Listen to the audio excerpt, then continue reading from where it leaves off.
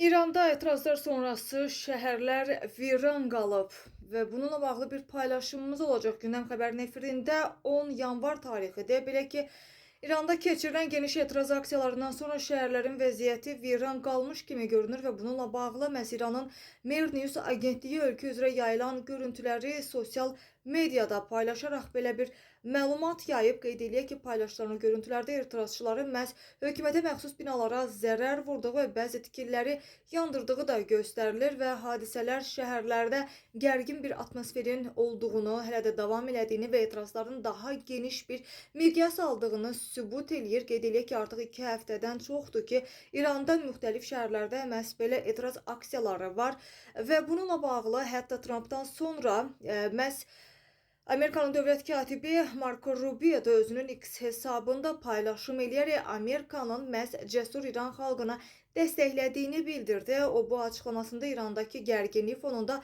Amerikanın mövqeyini bir daha ortaya qoymuş oldu.